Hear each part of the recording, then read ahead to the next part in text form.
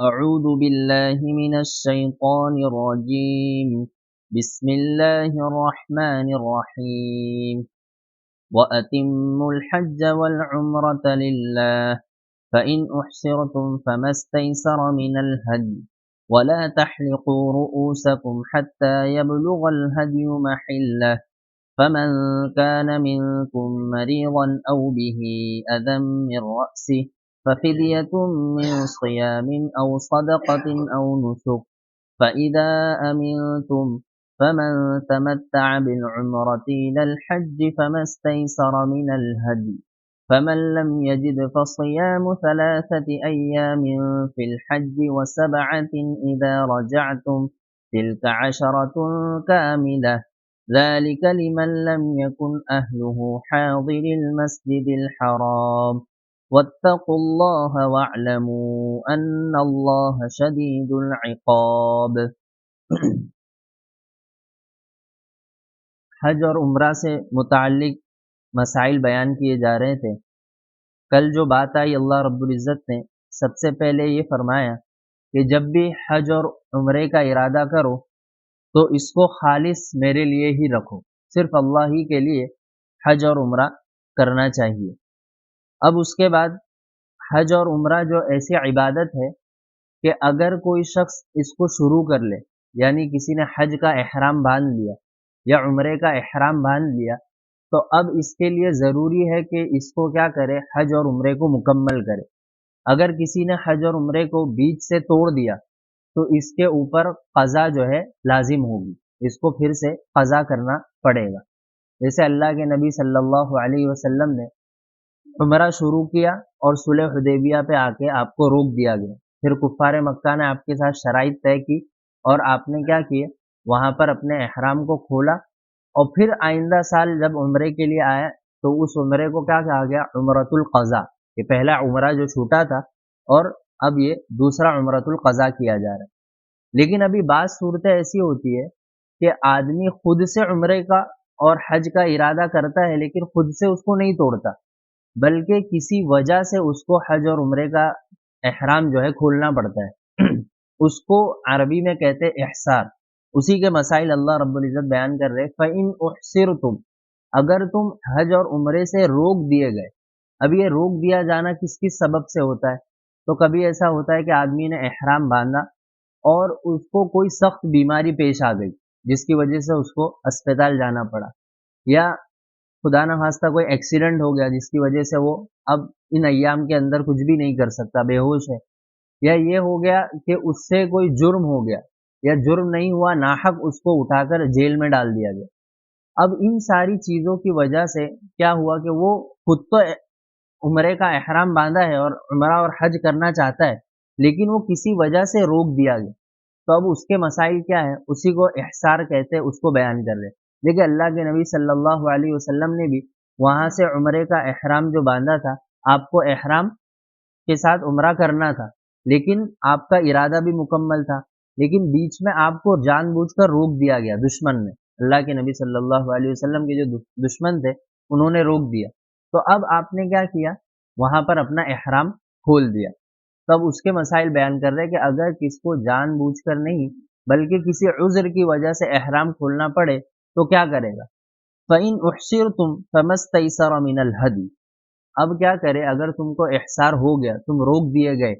تو اب آدمی کو چاہیے کہ اپنا احرام کھول دے گا اور اپنا اس کے لیے ضروری ہے کہ ایک قربانی وہاں کرائے جہاں اس کو کرنا تھا، جہاں اس کو حج اور عمرہ مکمل کر کے اپنا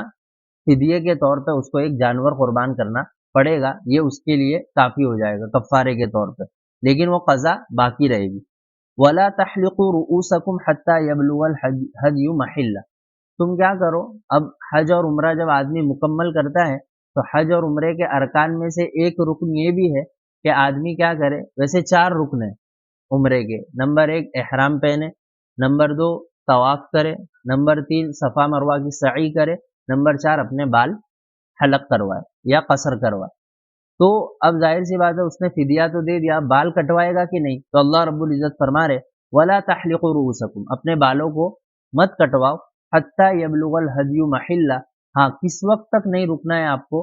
ایک کوشش یہ کرنی ہے کہ تمہارا جانور کیا ہو جلدی سے جلدی وہاں پر تمہاری قربانی ہو جائے، تو یہ فدیے کے طور پر ہوگا۔ اب یہ مسائل اس لیے بیان کر رہے احصار کے، کیونکہ دیکھو عمرے کا تو مسئلہ نہیں، عمرہ آدمی کبھی بھی کر سکتا ہے، لیکن حج کے خاص مخصوص 5 ایام ہیں، ان ایام کے اندر ہی آدمی حج کر سکتا ہے۔ اب ان 5 ایام کے اندر اگر وہ مثال کے طور پر روک دیا گیا تو اس کے لیے مشکل ہے، پھر سے ان 5 ایام کو ریپیٹ نہیں کر سکتا، اب تو آئندہ ہی سال آئیں گے، تو اس کو اللہ رب العزت فرما رہے کہ آئندہ سال تم کو آ کر قضا تو کرنی پڑے گی، لیکن اس سال جو تمہارا احرام کھولا ہے تم نے، تو فدیے کے طور پر ایک جانور ذبح کرو۔ پھر اللہ رب العزت فرما رہے فمن کان منکم مریضا او به اذى من رأسه ففدیۃ من صیام او صدقۃ او نسک، کہ اگر آدمی کو بال جو ہے احرام کی حالت میں حج اور عمرے کا جو بھی احرام ہو بال کاٹنے کی اجازت نہیں، لیکن ایک صورت یہاں پر یہ بھی پیش آ گئی کہ جب اللہ کے نبی صلی اللہ علیہ وسلم عمرے کے لیے آئے، اب ظاہر سی بات ہے حج سفر اتنا لمبا ہوا اور اس کے بعد یہاں پر صلح حدیبیہ میں آپ کو رکنا اتنا لمبا پڑا، اور پھر وہاں سے صلح کے لیے پیشکش ہوئی، پھر آپ نے یہاں سے بات کی، تو کافی دن اس میں چلے گئے اور سفر طویل ہوتا تھا، اور ظاہر سی بات ہے وہاں اس وقت اتنا پانی وغیرہ بھی نہیں ہوتا تھا کہ لوگ فٹافٹ استعمال کر کے آدمی اپنی صاف صفائی کر لے۔ تو اللہ کے نبی صلی اللہ علیہ وسلم اپنے صحابہ میں کے ساتھ بیٹھے تھے، تو حضرت کعب بن عجرہ رضی اللہ تعالیٰ عنہ ان کی ذمہ داری کھانا بنانے کی تھی سارے حاجیوں کے لیے، تو اللہ کے نبی صلی اللہ علیہ وسلم کا گزر حضرت کعب بن عجرہ کے پاس سے ہوا، تو اللہ کے نبی نے دیکھا کہ ان کے بالوں میں جوئیں نظر آ رہی، یعنی وہ بیچارے بالوں کو چونکہ دھو نہیں سکتے، استعمال پانی نہیں کر سکتے، تو ان کے بالوں کے اوپر جوئیں ہو گئی تھی۔ تو اللہ کے نبی صلی اللہ علیہ وسلم نے پوچھا کہ کعب یہ جوئیں تمہیں تکلیف دے رہی؟ کہا کہ ہاں اللہ کے نبی مجھے تکلیف ہو رہی، تو یہ آیت نازل ہوئی کہ فمن کان منکم مریضا، کہ اگر تم میں سے کوئی بیمار ہو اور اس کو عذر کی وجہ سے بال کٹوانا پڑے، او به اذى من رأسی، یا اس کے سر میں کوئی تکلیف ہو رہی ہے، یہی تکلیف ہو رہی تھی کہ جوئیں ہو گئی تھی، ففدیۃ من صیام، تو اب اس کو کیا کرنا ہے کہ اپنے بال، یہ عذر کی مسائل بیان کر رہے ہیں، اگر عذر کی وجہ سے اب اس کو اللہ کے نبی صلی اللہ علیہ وسلم نے حضرت کعب کو فرمایا کہ آپ کیا کر لو اپنے بال کٹوا لو، کیونکہ جب تک وہ بال کٹیں گے نہیں اور نیچے جو گندگی ہے وہ صاف نہیں ہوں گی، وہ جوئیں جو ہے ختم نہیں ہوں گی، تو اللہ کے نبی صلی اللہ علیہ وسلم نے انہیں بال کٹوانے کی اجازت دی۔ تو فرما رہے کہ اگر کسی نے عذر کی وجہ سے بال کٹوا لیا تو اس کو ایک فدیہ دینا ہے، اب وہ فدیہ کیا دینا ہے؟ ففدیۃ من صیام، یا تو اسے روزے رکھنا ہے، او صدقۃ، یا تو صدقہ دینا ہے، او نسک، یا قربانی کرنی ہے۔ اب یہ یہاں پر تو اللہ رب العزت نے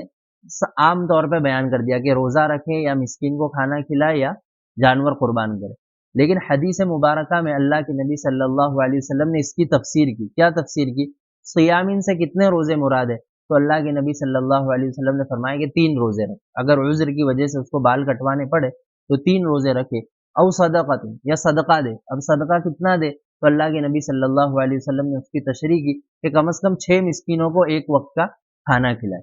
او نسک، یا قربانی کرے، اب قربانی کے اندر چاہے جو جانور ہو وہ قربان کر دے تو اس کا یہ بال کٹوانے کا فدیہ ادا ہوگی، لیکن اگر کسی نے جان بوجھ کر کیا ہے، جان بوجھ کر کیا تو عذر کے مسائل یہ والے اس کے اوپر متحقق نہیں ہوں گے، بلکہ اس کو بدنا بڑا جانور جو ہے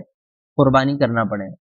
فَإِذَا أَمِنْتُمْ، پھر اگر تم حالت، یہ تو کیا ہے عذر کے مسائل بیان کیا، اب آسانی کے مسائل بیان کر رہے، فَإِذَا أَمِنْتُمْ، پھر اگر تم بے خوف ہو، کوئی مسئلہ نہ ہو، فَمَنْ تَمَتَّعَ بِالْعُمْرَةِ إِلَى الْحَجِّ فَمَا اسْتَيْسَرَ مِنَ الْهَدْيِ، اب جو شخص نے حج کے ساتھ عمرے کا بھی ارادہ کیا ہو، یہ اللہ کے نبی صلی اللہ علیہ وسلم نے یہاں جو مسئلہ بیان کیا یہ حج تمتع کا مسئلہ بیان کیا، دیکھیں ہم بھی یہاں سے جو حاجی حج کرنے کے لیے جاتے ہیں ہندوستان سے،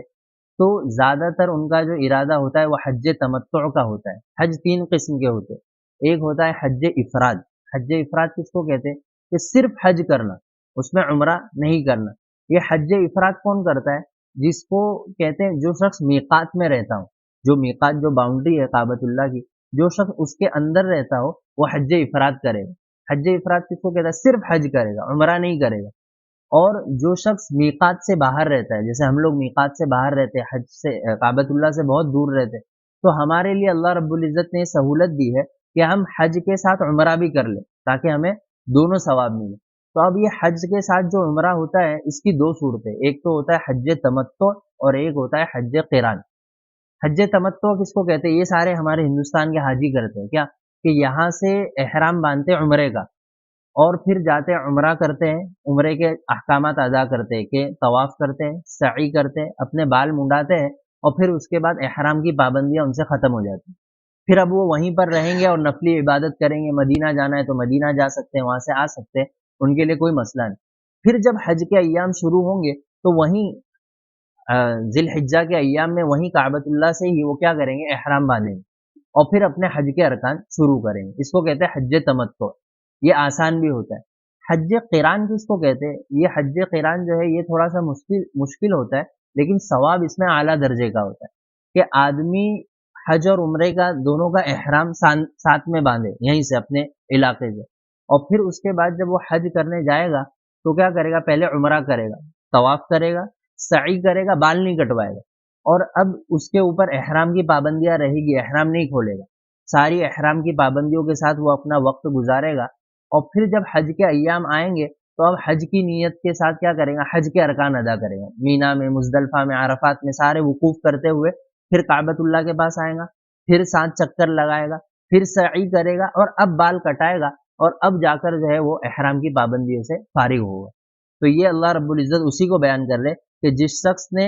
عمرے حج کے ساتھ عمرے کا بھی ارادہ کیا ہو تو اس کے ذمہ لازم ہے کہ فمستیسر من الہدی، کہ وہ کیا کرے؟ قربانی لازم ہے۔ حج تمتع اور حج قران، جو شخص یہ دو حج کرتا ہے اس کے لیے ضروری ہے کہ وہ وہاں پر کیا کرے؟ قربانی کرے۔ اب جو ہم لوگ قربانی کرتے ہیں بہتوں کو مسئلہ نہیں پتا ہوتا، یہ جو قربانی ہوتی ہے چونکہ وہ قربانی کے ایام بھی چل رہے ہوتے ہیں، ہماری یہاں پہ عید الاضحیٰ بھی چل رہی ہوتی ہے، تو ہم لوگ سمجھتے ہیں کہ قربانی عید والی قربانی، حالانکہ وہاں جو قربانی کرتے ہیں وہ حج تمتع اور حج قران جو ہم نے کیا نا اس کے شکریہ کے طور پر، اور جو اس کے اندر کمی کوتاہی ہوئی اس کے